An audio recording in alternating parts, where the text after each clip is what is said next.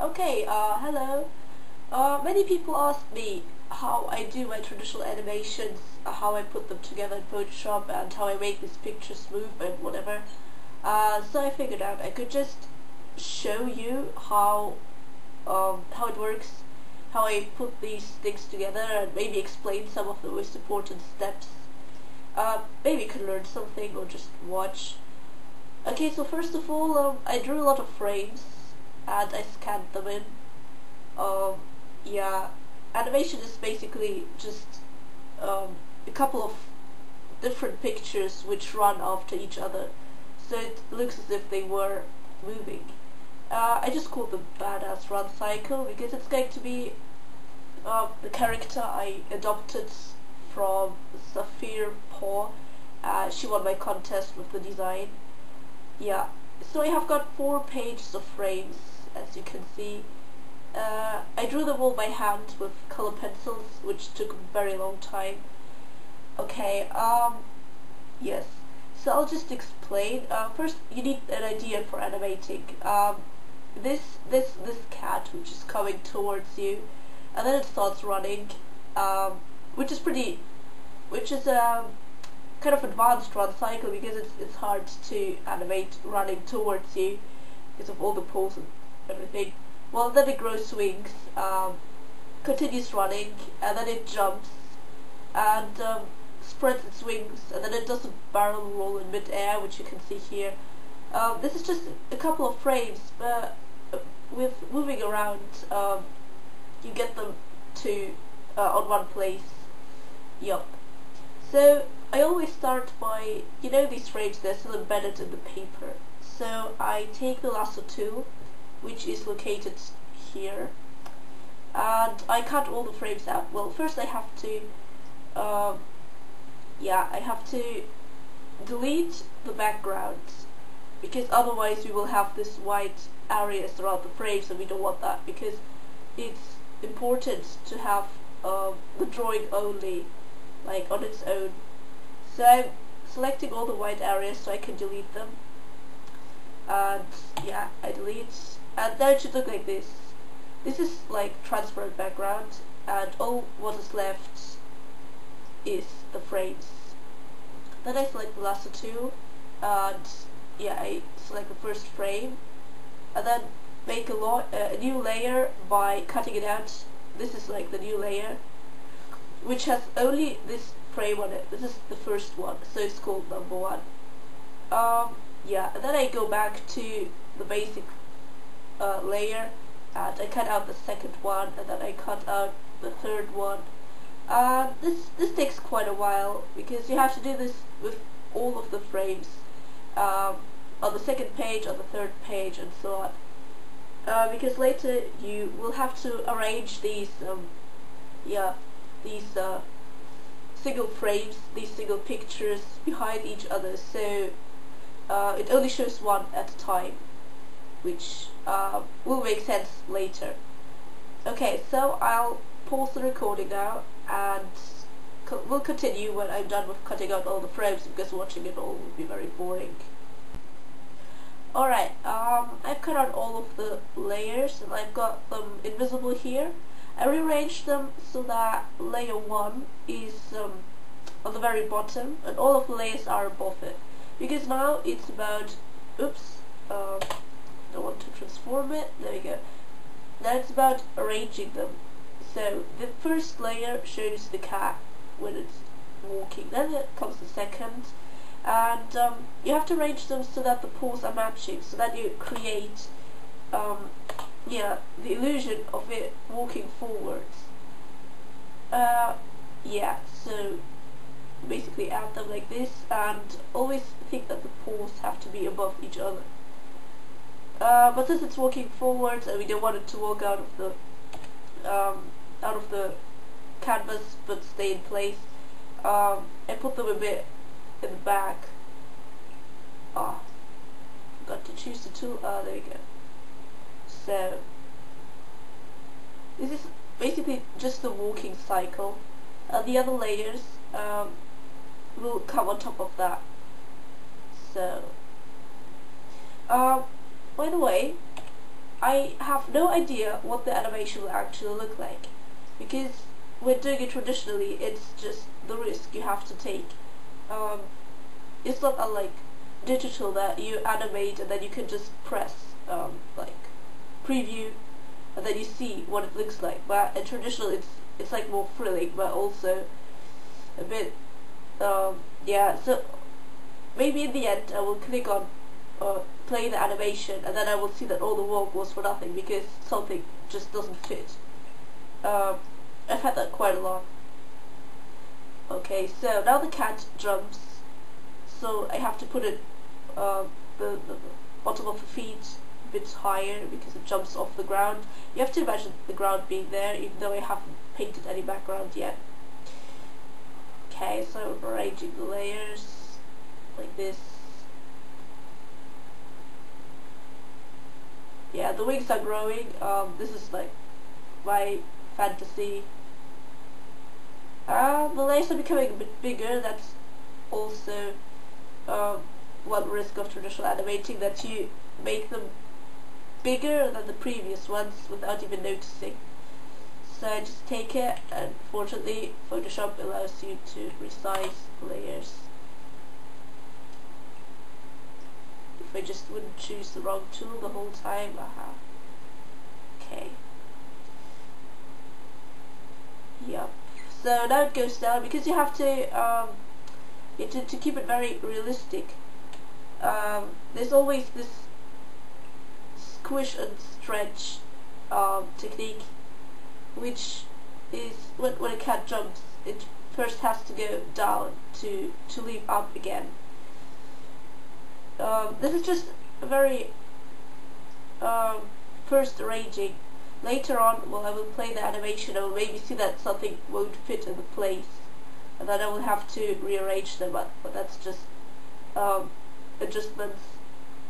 Right now it's about getting the frames in one place and always make the ones under it invisible. Okay, so this is the part where the cat just jumps from the ground and starts flying. Yeah, so this is the frame, this one, which is used when it spins because it's quite compact. I'll just put it on here, and since the cat does a full roll, I have to duplicate this layer about 4 times, and on every layer it's going to be a tiny bit more twisted to the side, like this. So like spins, and there's this, and turn this one around. I could have drawn a layer for any of the spin steps, of course, but I guess I was too lazy for that one. Yeah. Oh, I need another one. Duplicate.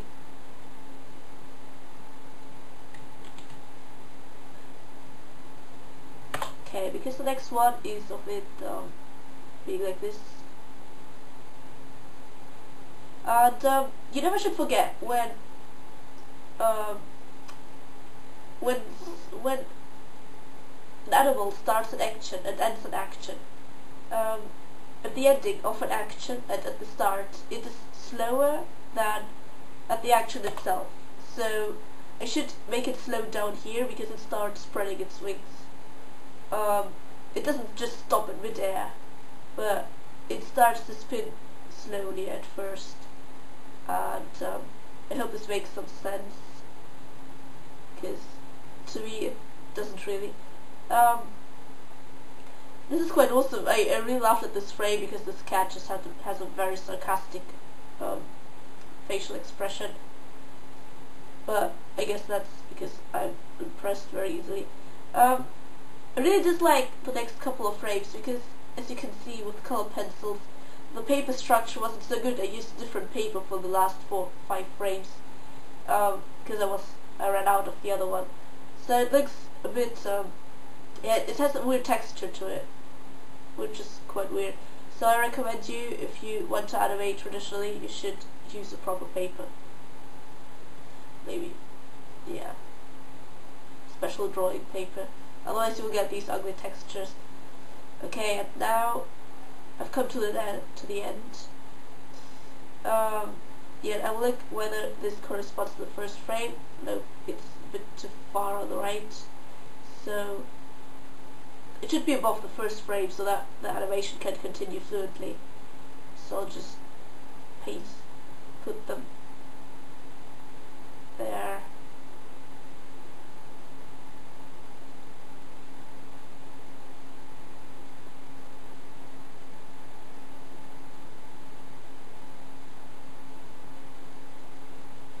Yeah.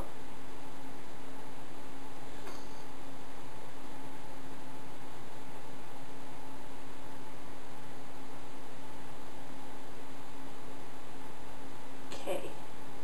This should do.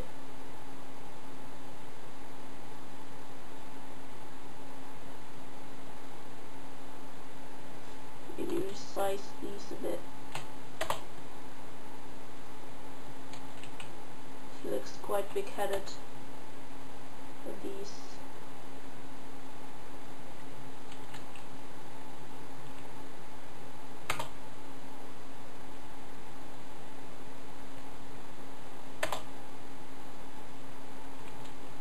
Okay.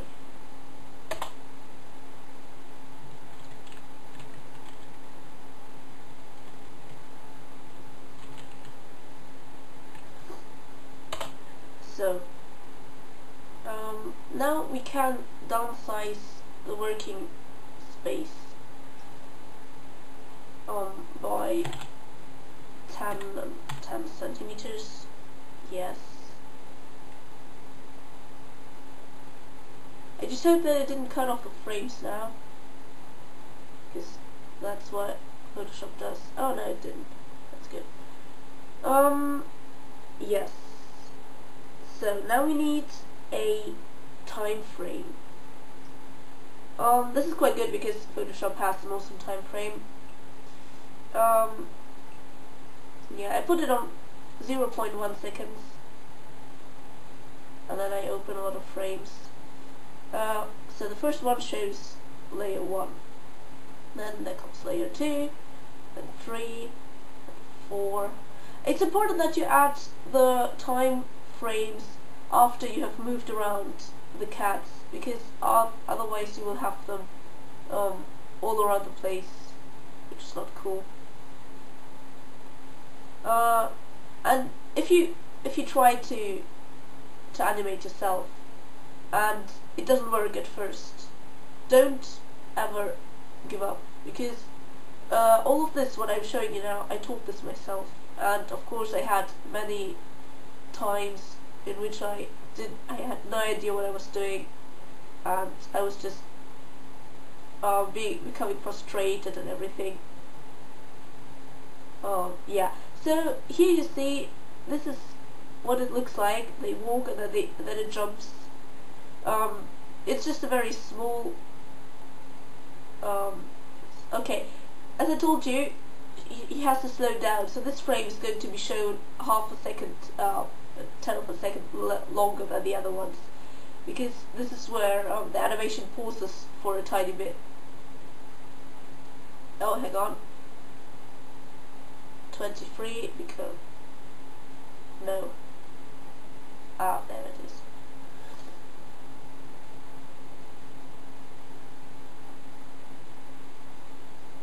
Okay, I'm really excited for what it will look like. Probably bad at first because I still have to do some adjustments. This is mostly the most fun part, to just move the frames around and try to get them to look alright.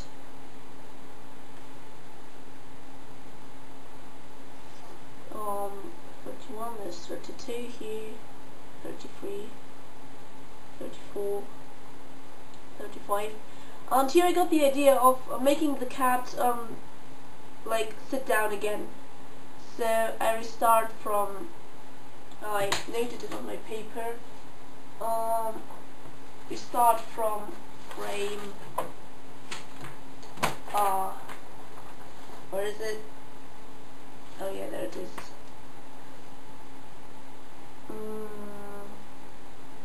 The one that has its wings almost spread. Yeah, this one. And now he crouches down again to gather energy for a leap, which will be now. 46.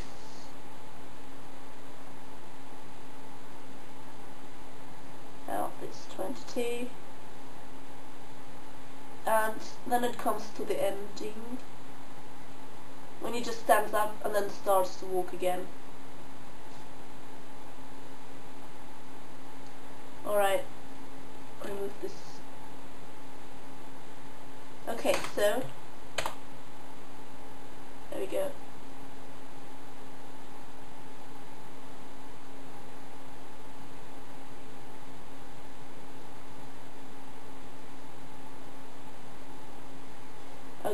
Okay.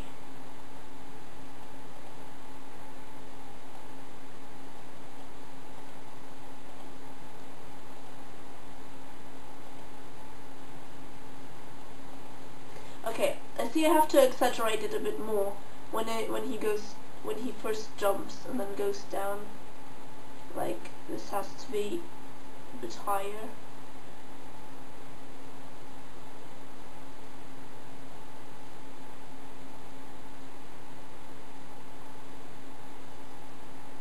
Alright, I did some more adjustments and then show you the result. Pause the recording now. Okay, welcome back. In the meanwhile, I've placed a few frames a bit differently and have adjusted some of the times because I saw that 0.1 seconds is too slow for the flying frames. So that looks like this. If I would just play the frames one by each other. Yeah, this is what I always do to look what the animation looks like. It's not very fluent. Yeah, I'm a bit disappointed because in my head I imagined it to be a lot more fluent and nice. But I guess this is just, I have to take this like a man and stop whining because it's my own fault that it didn't work out so well. Digital animation is just better at this point. It's unbeatable in its fluency because you can always adjust the frames, and here I can't because they are drawn with pencil. Yes. But all in all, I'm quite happy because you understand the movement, and now here it's like more fluent played. So it's flying and it spins and then it lands and then starts walking again. Maybe I could slow it down in the last couple of frames. Yeah, that would be a good idea. Yeah, like make this 0.2. Yeah. It's a lot about feeling and about yeah, thinking of things. Most is intentional because actually an animation is done with keyframes, which is like one frame every 5 frames, and then you fill in the frames in between. So first you have a very rough movement, and then you fill in more frames to make it more fluid. Traditional animation is straight ahead animation, which means you draw frame by frame and just hope that it looks good at the end. Yeah. That's what I'm doing. I like it. It's more rough, it's more natural movement, but sometimes it just isn't as fluent as you wished it to. Okay, so I think I'm going to draw backgrounds very quick. The bad thing in these animations is that they are saved as a GIF file. This file cannot take many different colors, so you should keep the amount of colors as small as possible, because otherwise you will have very bad. Oh no. And the other thing is, for traditional animation, a dark background is mostly not good, because between these pencil lines you've got a lot of white pixels. So if the background is light, it looks a bit better, as if it was meant to be there. Because if you look at this, then you see a lot of white pixels, and let's say the background would be black. Yeah, that looks extremely terrible. So I'll just stick with the light background. Maybe it's just because I'm using the wrong technique, I don't know, but this is just my way of animating, and yeah, possibly it's wrong, but I don't care at the moment, because all I want is to get this thing done. Okay, what could we take? Oh yeah, I could make it walk in snow, like just add white snow, the later paw prints, like this. The less detail the background has, the better, because the traditional animation, the frames are quite detailed because they're drawn with pencil, so they keep the attention of the watcher. And since this cat is walking forward, putting some trees in the background or something would be quite a bad idea, because they should be moving with the cat walking. So I'll just stick with normal snow. Maybe some features like this. Okay, there should be some paw prints, but I would have to add them separately for every frame. So this is going to take a while. Yeah, wait, let me check whether it's appropriate. Oh yeah, maybe should a bit more. Oh yeah, as I said, quite simple background. Maybe use the round brush to create less different colors, because otherwise the file will be either too big or the color scheme will look bad. So it's hard to save GIF file. If you animated Flash, you won't have that problem, because Flash saves them as SWF files, which can take a lot of detail, and yeah. Okay, so I'll make some paw prints and see you later. Stop recording again. Okay, so right now I'm about the paw prints. I made different layers for paw prints, which look like this. And with which one was it? Oh, number 7. With every step that the cat takes, I'm making other footprint layers visible and arranging them so that it looks as if they were, you know, like fading. I mean, moving with the cat. So this is where the cat has been standing, so there has to be a paw print, and this is where it has been walking. So while it flies, the paw prints disappear in the background, which is not to say quite clever, but just the movement. So I make them go to the background, fade. So there's this illusion of the cat moving forwards. I bet you get it. Yes. Read this. And I've added more blueprints on the other steps too. So, and this is where the cat spins, so it stays in the air for very long. And the paw print just disappears at the back because it moves forward. And then it comes to this place where there are no paw prints anymore. So it lands, and yeah, this is where it makes new ones. Yep. Okay, now we zoom out and let it play like this. Okay, maybe we should deselect this because it is quite disturbing. Okay, there it is.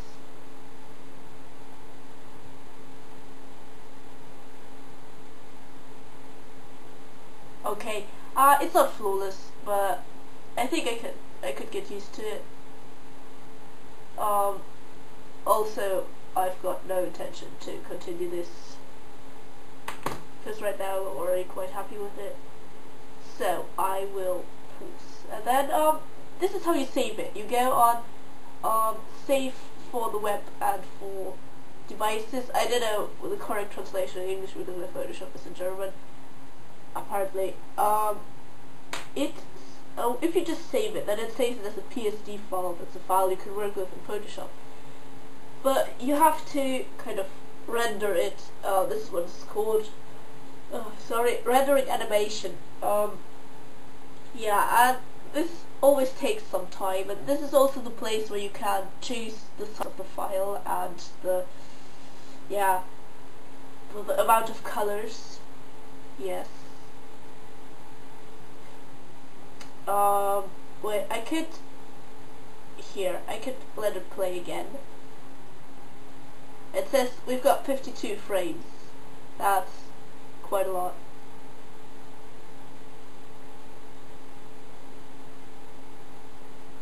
Okay, at first it plays it a bit lagging, but when it's gonna be saved, it will be fine. Okay, dither, alright, so save.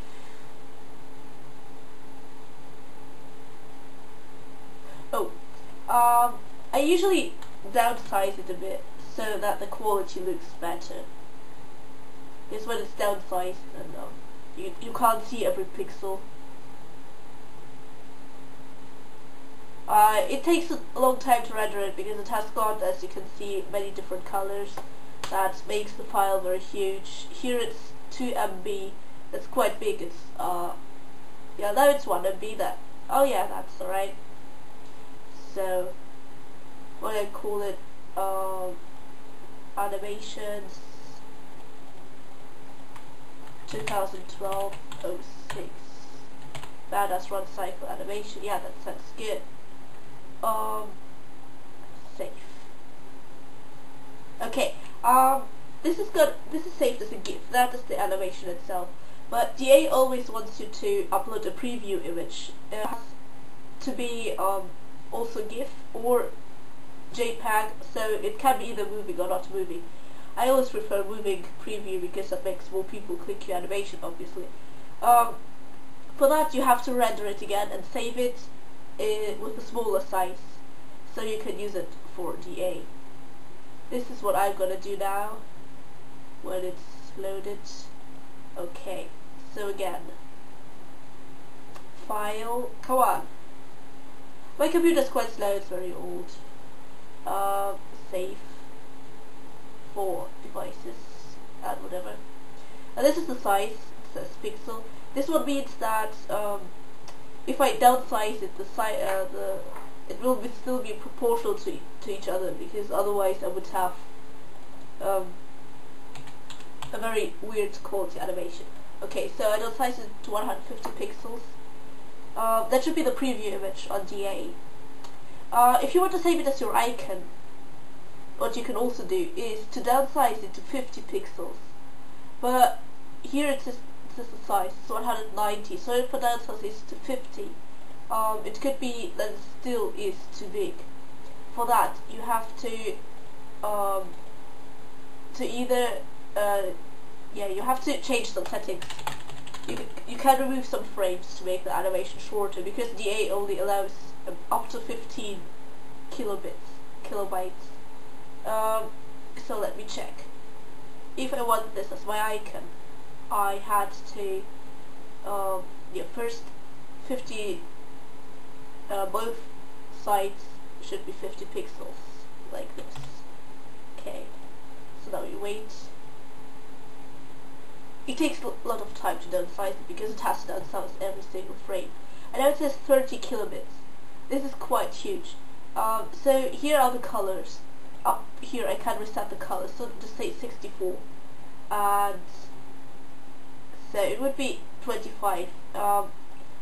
If I say 8 colors, it's still, oh no, that's alright, 16 colors. It still is too big, but if you look at the quality, it is really bad. You almost can't spot anything on it. And that's why I usually prefer to make less complicated animation as icons. 32 colors, yeah, that's way too huge. So for that, I should remove some frames to save it as an icon. But anyways, now you know how I make my animations. Basically it's just arranging frames and all about timing and everything. yeah, this one's not one of my best. You can check out my gallery on DeviantArt to see more animations, but you get the idea. I've also made some speed paints. You can see them on my YouTube, for example, of this moving around frames for a dragon animation. But I hope you enjoyed it, and hopefully, yeah, maybe you can leave a comment or subscribe me, would be cool. Even though I'm not posting many videos, so you don't have to subscribe me, just watch me on DA. Yeah. Okay, thank you guys for all of your feedback and everything. And see you. I will not stop animating in the next time, I hope. So, have fun trying it out yourself.